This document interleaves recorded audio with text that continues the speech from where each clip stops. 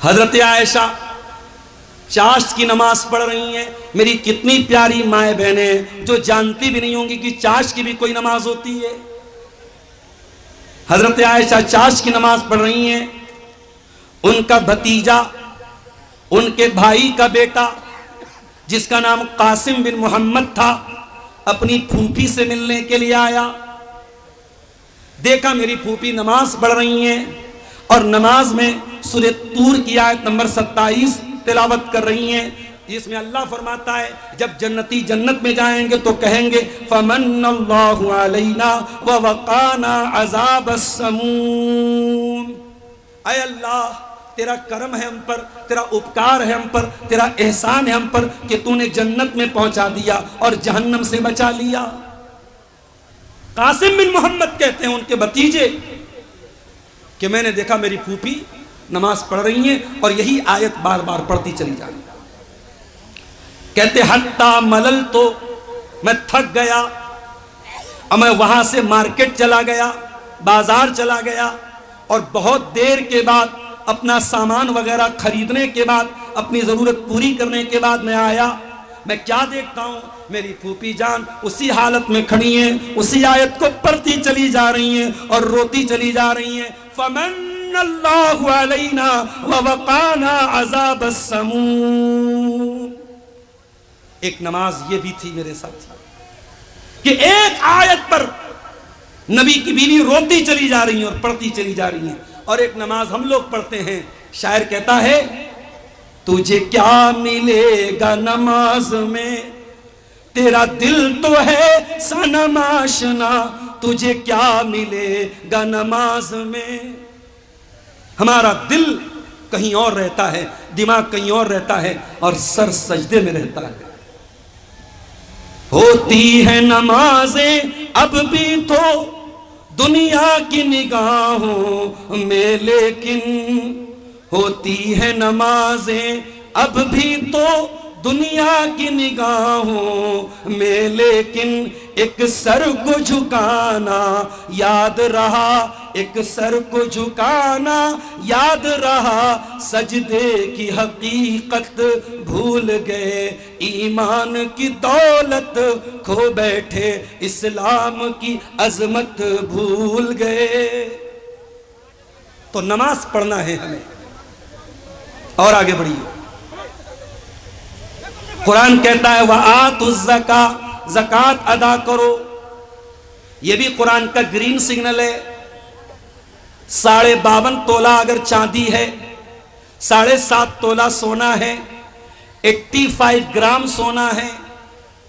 सोने का रेट क्या चल रहा है किसी को है मालूम है? ज्यादा है भाई, 1,30,000 के करीब चल रहा है। 30 हो गया था, अभी कुछ कम हो गया, 1,20,000 के करीब चल रहा है। 1,18,000।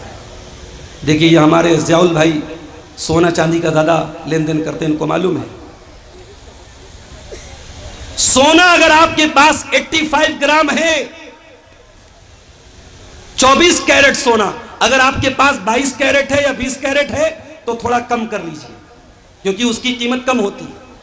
अगर 24 कैरेट सोना कितना होना चाहिए? 85 ग्राम, 85 ग्राम या उससे ज्यादा, तो आपको ज़कात देना पड़ेगा।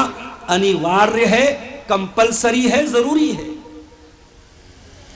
अगर आप ज़कात नहीं देते हैं तो क्या अंजाम होगा? कुरान कहता है वल्लज़ीना यकनिज़ूना ज़हबा वल फ़िद्दता वला युनफ़िक़ूनहा फ़ी सबीलिल्लाह।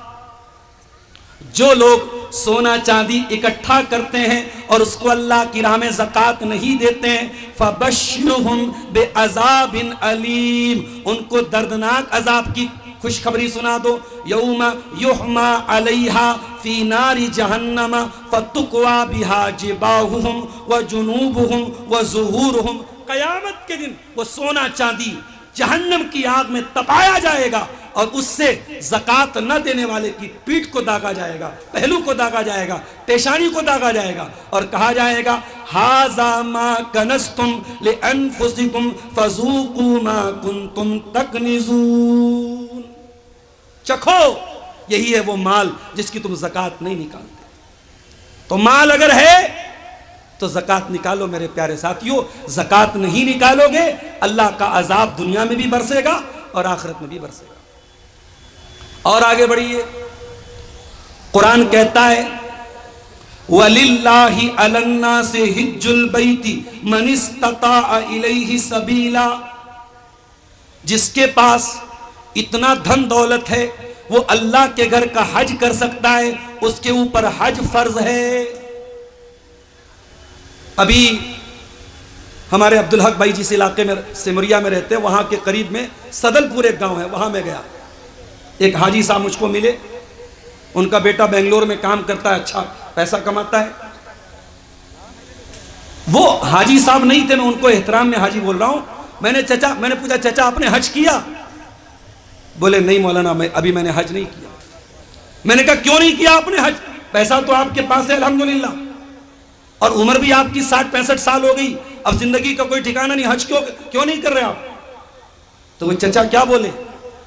बोले मौलाना साहब बहुत सारे लोग हज करके आके झूठ बोलते हैं, गीबत करते हैं, गाली बकते हैं, गलत काम करते हैं, इसलिए मैं हज नहीं करना चाहता हूं।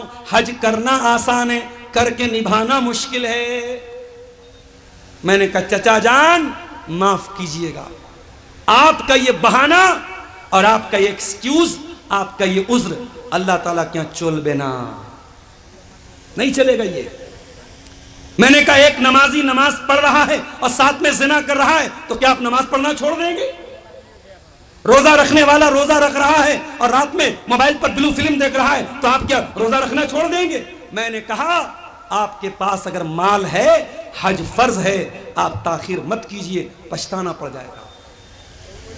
अल्लाह का ग्रीन सिग्नल है। बरनाती के मेरे वो भाइयों और आसपास से आए हुए मेरे भाइयों और बहनों, अगर अल्लाह ने आपको इतनी दौलत दी है कि आप हज कर सकते हैं, आजकल एक आदमी की हज पे तकरीबन 4 लाख रुपए खर्च आ रहे हैं, यानी अगर मियाँ बीवी हज करने जा रहे हैं 8 लाख रुपए चाहिए। अगर आपको अल्लाह ने इतना नवाजा है कि आप अपने बाल बच्चों को खिला के पिला के आप 8 लाख रुपया आसानी से इंतजाम करके हज कर सकते हैं, तो हज फर्ज है। आप देर न कीजिए, आप ताखिर न कीजिए, आप जल्दी कीजिए, मौत का कोई भरोसा नहीं है मेरे प्यारे साथ। तो ये शरीयत का ग्रीन सिग्नल है। नमाज का टाइम हुआ, नमाज पढ़ो, रमजान का महीना आया, रोजा रखो, माल के ऊपर ज़कात फर्ज है, ज़कात दो, हज करने की ताकत है, हज करो। एक और ग्रीन सिग्नल बताता हूं शरीयत का।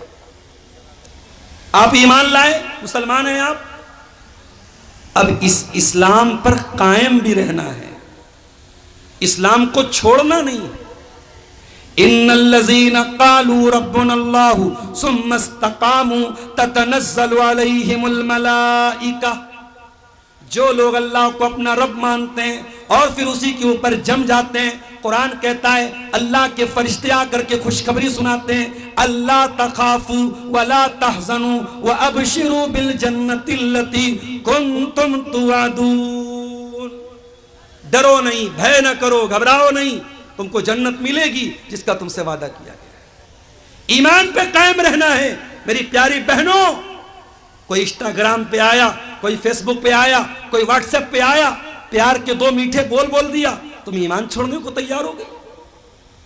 अभी कल की खबर है, मोबाइल पर मेरे पास मैसेज आया, बरेली में एक मुसलमान लड़की, नाम था नेहा अंसारी, इस्लाम छोड़ के अपने गैर मुस्लिम बॉयफ्रेंड के साथ 3-4 महीने तक उसके साथ बगैर शादी के हरामकारी करती रही, ज़िना करती रही, जिसको आज की दुनिया में लिव इन रिलेशनशिप कहा जाता है।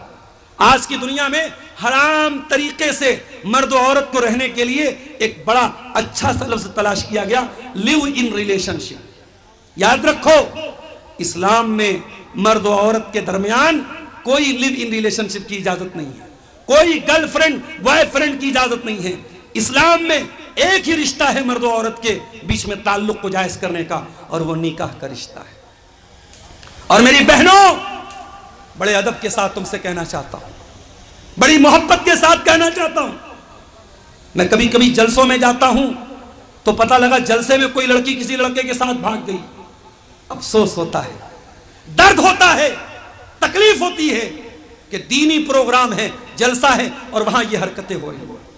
मैं बड़े साफ अल्फाज में अपनी जवान बहनों से कहना चाहता हूं, जो लड़का तुमसे मोहब्बत का इकरार कर रहा है, इंस्टाग्राम पे तुमको मैसेज भेज रहा है, व्हाट्सएप पे मैसेज भेज रहा है, फेसबुक पे मैसेज भेज रहा है, अगर वो तुमसे सच्चा प्यार करता है तो वो जिना करके तुमको जहन्नम में लेके नहीं जाएगा, वो निकाह करके जन्नत का हम सफर बनाएगा। तुम नौकरानी नहीं हो, तुम महारानी हो, और महारानी से मिलने के लिए महारानी के पीए से मिलना पड़ता है, महारानी के गार्ड से मिलना पड़ता है। इस्लाम की नजर में औरत महारानी है, और महारानी का पीए कौन है? उसका बाप है, उसका भाई है, उसका गार्जियन है। आप से अगर कोई लड़का ये इकरार कर रहा है कि मैं तुमसे बहुत मोहब्बत करता हूं, तो प्रॉपर चैनल से आओ, सही रास्ते से आओ, मेरे वालिद के जरिए निकाह का पैगाम भेजो। मेरे वालिद तैयार हैं, मेरे गार्जियन तैयार हैं, मैं निकाह करके हलाल रिश्ते में तेरे साथ आऊंगी, मैं जिना करके हराम रास्ते से तेरे पास आके जहन्नम में तेरे साथ नहीं जाऊंगी। ये तय कर लो मेरी बहनों, और ये बात याद रखो, शैतान का पुराना फार्मूला है, खराब माल को अच्छी पैकिंग में पैक करके शैतान पेश करता है। हमारे बाप आदम और हमारी माँ हव्वा को जब शैतान ने बहकाया तो ये कह के नहीं बहकाया कि पेड़ खा लो जन्नत से निकल जाओगे।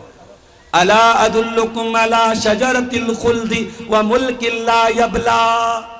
ऐ आदम, ऐ हव्वा, ये जो पेड़ जिसके करीब जाने से अल्लाह तुमको मना कर रहा है, ये पेड़ अगर खा लोगे तो तुम हमेशा हमेशा जन्नत में रहोगे।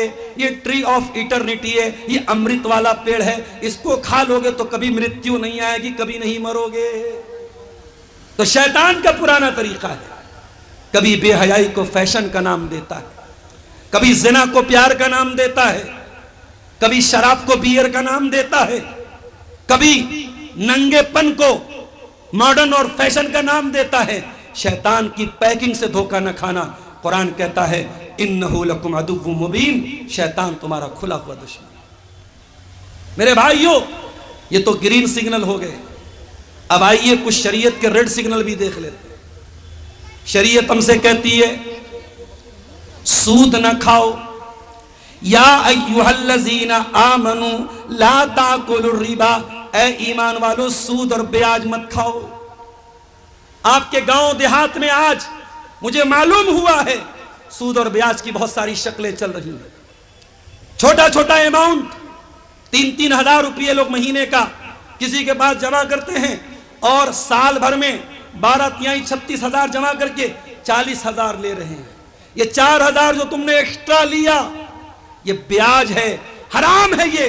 और सूद खाने वाला अपनी सगी मां के साथ जिना करने वाले से बड़ा पाप कर रहा है। मेरे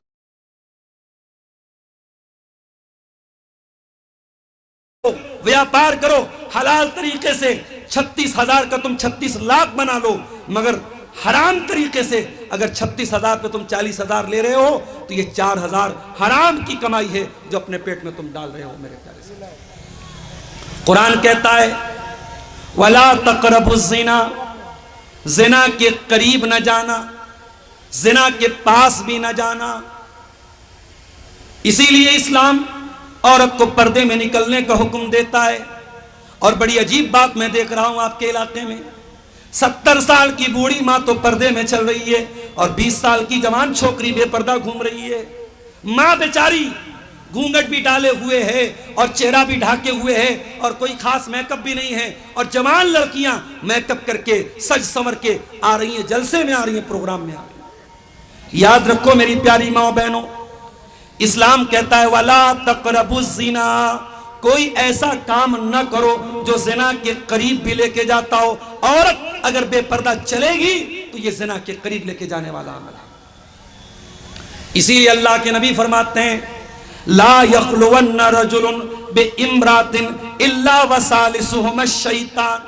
जब कोई मर्द किसी औरत के साथ अकेले में मिलता है तो वहां पे तीसरा शैतान होता है। इसीलिए इस्लाम में कोई एजुकेशन की इजाजत नहीं है, लड़का लड़की साथ में पढ़े इसकी इजाजत नहीं है। छोटे बच्चे अलग बात है, लड़की बालिग हो गई लड़का बालिग हो गया तो साथ में पढ़े इसकी इजाजत नहीं है इस्लाम के अंदर। कुरान कहता है जिना के करीब न जाओ।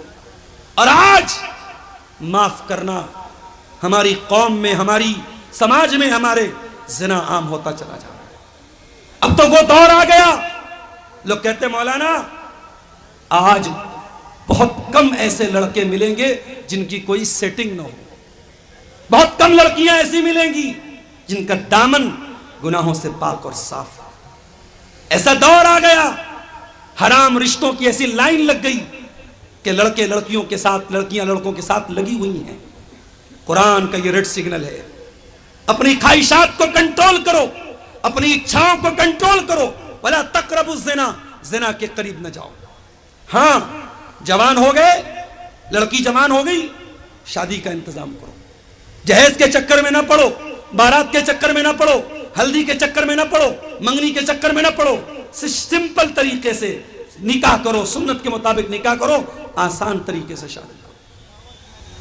मुझे इसी इलाके के एक आदमी ने बताया कि आज ये भी हो रहा है, अगर बाप गरीब है, लड़की की शादी नहीं हो पा रही है, तो कुछ घरों में लड़की को आजादी दे दी जाती है, तुझे जो पसंद आए तू भाग जा, हमसे कोई मतलब नहीं रहेगा। ऐसा भी हो रहा है। ये समाज में ये बेगैरती आ रही है कि लड़की के बाप को कोई फर्क नहीं पड़ता हमारी लड़की कहां जा रही है। गैरतमंद बनो मेरे भाइयों। बेगैरती और बेहयाई ये इस्लाम में शोभा नहीं देती है। इस्लाम का मानने वाला गैरतमंद होता है, इस्लाम का मानने वाला हयादार होता है। इसी तरीके से कुरान का रेड सिग्नल है। कुरान कहता है, या अय्युहल्लज़ीना आमनू इन्नमल खम्रु वल मैसिरु वल अंसाबु वल अज़लामु रिज्सुम मिन अमलिश शैतान। शराब मत पियो, जुआ मत खेलो। नीतीश कुमार जी को कोई बता दे कि बिहार में शराबबंदी आज आपने कराई है, और पूरी दुनिया में शराबबंदी मेरे नबी ने 1400 साल पहले कराई थी, और आपको शराबबंदी का प्रचार करना पड़ रहा है, बड़े बड़े बैनर लगाने पड़ रहे हैं, और फिर भी इलीगल तरीके से बिहार में शराब बिक रही है और पी जा रही है, और मुसलमान भी पी रहा है, गैर मुस्लिम भी पी रहा है। मगर मेरे नबी ने जब शराब को हराम किया था, मेरे नबी ने जब शराब को हराम किया था, कोई बैनर नहीं लगा, कोई लाउड स्पीकर लेके घूमा नहीं गया, कोई एडवर्टीजमेंट नहीं हुआ। कुरान की आयत नबी ने पढ़ के सुना दी, कुरान की आयत नबी ने पढ़ के सुना दी, शराब हराम है, और सहाबा ने अपने बर्तनों तक को घर से निकाल दिया, और शराब की नदियां मदीना के अंदर गलियों में पानी की तरह शराब बहने लगी। सहाबा ने अपने घर से शराब निकाल दी। मुसलमान हो शराब पी रहा है। याद रखो मेरे भाई, जो शराब पिएगा वो ज़िना भी कर सकता है, वो अपनी बेटी को भी गलत तरीके से टच कर सकता है, अपनी मां पर भी गलत नजर उठा सकता है। इसीलिए शराब को उम्मुल खबाइस कहा गया, तमाम बुराइयों की जड़ कहा गया। इसलिए कुरान का ये रेड सिग्नल है, शराब मत पियो, शराब के करीब मत जाओ। अगर कामयाब होना है तो शराब मत पियो। इसी तरीके से कुरान का रेड सिग्नल, वला तुसइर खद्दका लिन्नास वला तमशि फिल अर्ज़ि मरहा। लोगों से गाल फुला करके न मिलाकर, जमीन में अकड़ करके न चलाकर। अहंकार नहीं होना चाहिए, गुरूर नहीं होना चाहिए। अगर आपको कोई ओहदा मिल जाए, कोई कुर्सी मिल जाए, कोई पावर मिल जाए, तो हजरत उमर को याद कर लेना। हजरत उमर से बड़ा पावर तो नहीं है आपके पास। हजरत उमर 22 लाख स्क्वायर मील के दायरे पर हुकूमत कर रहे हैं। यहां एक मामूली सा विधायक हो जाता है, सांसद हो जाता है, चेयरमैन हो जाता है, छोटी मोटी कुर्सी पा लेता है, तो उसके जो है उसका लहजा बदल जाता है, उसका लहजा बदल जाता है। जो खानदानी रईस हैं, मिजाज रखते हैं नर्म अपना, तुम्हारा लहजा बता रहा है तुम्हारी दौलत नई नहीं है। जरा सी दौलत मिल जाए, जरा सा पैसा आ जाए, जरा सी कुर्सी आ जाए, तो लहजे बदल जाते हैं। हजरत उमर फारूक रजी अल्लाह तआला अन्हु बैठे हुए हैं, अमीर उल मोमिनीन हैं, सारे मुसलमानों के खलीफा हैं। एक आदमी आता है और हजरत उमर के साथ बदतमीजी करता है, कहता यब्नल खत्ताब इन्नका मा तातीना बिल जज़ल वला तहकुम बैनना बिल अदल। ऐ उमर, तू हमारे साथ अन्याय करता है, इंसाफ नहीं करता है। हजरत उमर गुस्से में लाल हो गए, चेहरा गुस्से से लाल हो गया, थर थर कांपने लगे गुस्से के मारे। उनके पास एक आदमी बैठा था, उसने कहा ऐ अमीरुल मोमिनीन, अल्लाह कुरान में कहता है खुजिल अफवा व अमुर बिल उर्फी व आरिज़ानिल जाहिलीन। अल्लाह कुरान में कह रहा है लोगों को माफ कर दिया करो, जाहिलों को दरगुजर कर दिया करो, इग्नोर कर दिया करो, नजरअंदाज कर दिया करो। ऐ अमीरुल मोमिनीन, ये आदमी जाहिल है, इसने आपके साथ बदतमीजी की है, आप नजरअंदाज कर दीजिए। जैसे ही कुरान की आयत पढ़ी गई, बुखारी के अल्फाज हैं, हजरत उमर का सारा गुस्सा डाउन हो गया और वो बैठ गए। और अगला लफ्ज सुनिए हदीस का, वकाना वक्काफन इंद किताबिल्लाह। हजरत उमर अल्लाह की किताब का जहां सिग्नल आता था, रेड सिग्नल आता था, वहां रुक जाते थे। हजरत उमर कुरान की आयत पढ़ के रुक जाते थे, अल्लाह के रेड सिग्नल को कभी क्रॉस नहीं करते थे। अल्लाहु अकबर। मेरे भाइयों, अहंकार न करो, गुरूर न करो, मिट्टी से पैदा हुए हो, मिट्टी ही में मिल जाओगे। अल्लाह से दुआ है रब्बुल आलमीन हम सबको अहंकार से बचने की तौफीक अता फरमाए। अल्लाह हमारे दिलों में एक दूसरे के लिए अगर शिकवे शिकायतें हैं, अगर नफरतें हैं, अल्लाह उसको दूर फरमाए।